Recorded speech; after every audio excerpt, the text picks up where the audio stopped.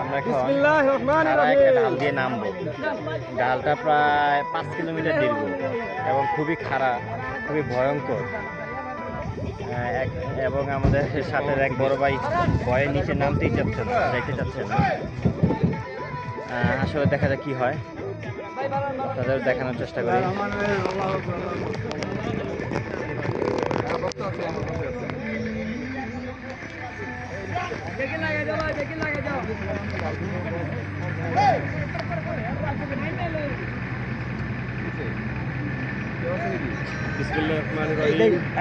আমরা শুনশাং পাড়ার উদ্দেশ্যে রওনা দিলাম।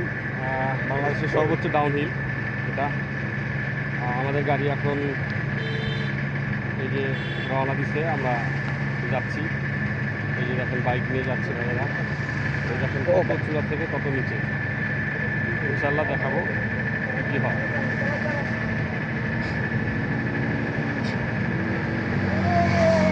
এই যে মোটর সাইকেল নিয়ে আয় পড়ছে সবাই। হ্যাঁ হ্যাঁ চলতেছে, হচ্ছে হচ্ছে। সবার মানসিক অবস্থাটা একটু দেখি।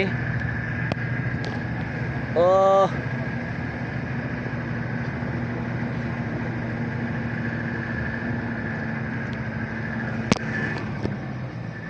দেখেন ডাউনহিলে নামতে হলে গাড়ি ফার্স্ট গিয়ারে দিয়ে তারপর ব্রেক চেপে চেপে নামতে হবে। খুবই আস্তে আস্তে যাচ্ছে, খুব স্লো। এই ডাউনহিলগুলি এভাবে ইউজ করতে হয়, কারণ এটা অভিজ্ঞ ড্রাইভার, অভিজ্ঞ পার্সন ছাড়া এগুলো সম্ভব না এখানে ড্রাইভ করাটা। আমরা বাইক নিয়ে আসছিলাম বন্ধুবান্ধব অনেকেই, কিন্তু আমরা এই ডাউনহিলে আসার সাহস হয় নাই এবং ওই সময় বন্ধ ছিল ট্রেনটা। তারপরও যারাই বাইক নিয়ে আসেন বা ট্যুরিস্ট আসেন বা ট্যুরে ঘুরতে আসেন, সবাই সেফটি ফার্স্ট। জীবনের মায়া ত্যাগ করে কেউ সৌন্দর্য ভোগ করবেন না। আগে আমি বেঁচে থাকলে পৃথিবীর অনেক সৌন্দর্য দেখতে পারবো, আমি যদি অসুস্থ হয়ে পড়ি, আমি যদি না থাকি, তাহলে এই সৌন্দর্য দেখার মতো কোনোই থাকবে না।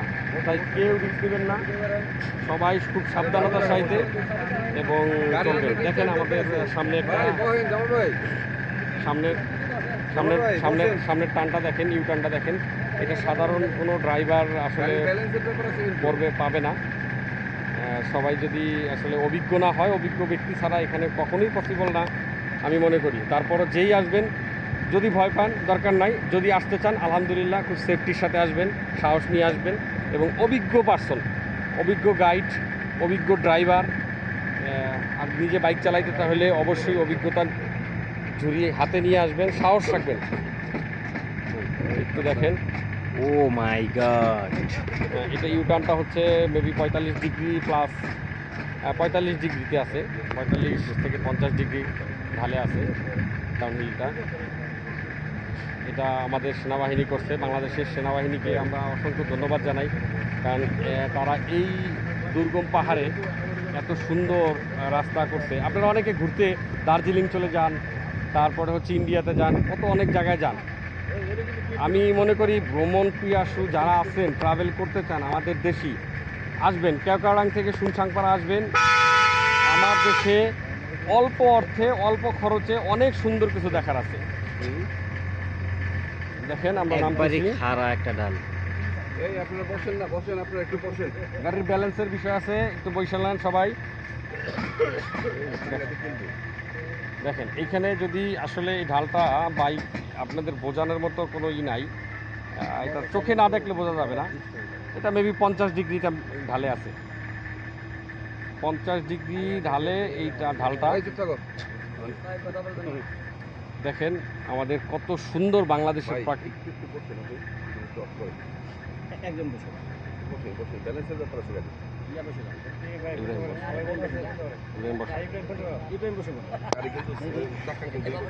আমি একবার মাঝখানে আছি ভাই, মিডিলে।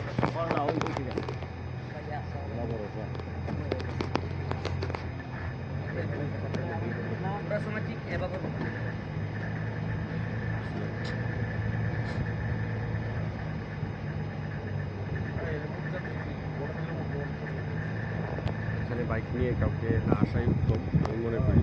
এত খাড়া ঢালে বাইক নিয়ে ওঠা খুবই রিস্ক। ঠিক আছে, যদি কেউ বারবার অভিজ্ঞতা নেন তার জন্য বলবো আসে, কিন্তু না আসাই উত্তম।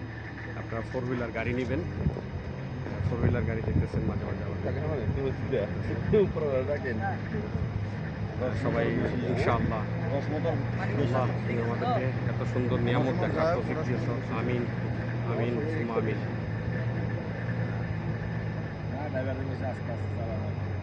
আমাদের প্রথমে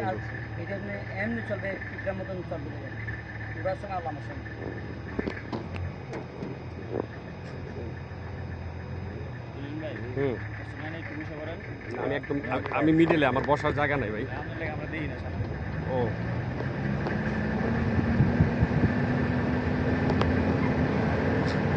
বাংলাদেশ সেনাবাহিনী, তাহলে বুঝেন এই রাস্তাগুলো তৈরি করতে তাদের কীরকম পরিমাণ কষ্ট হয়েছে।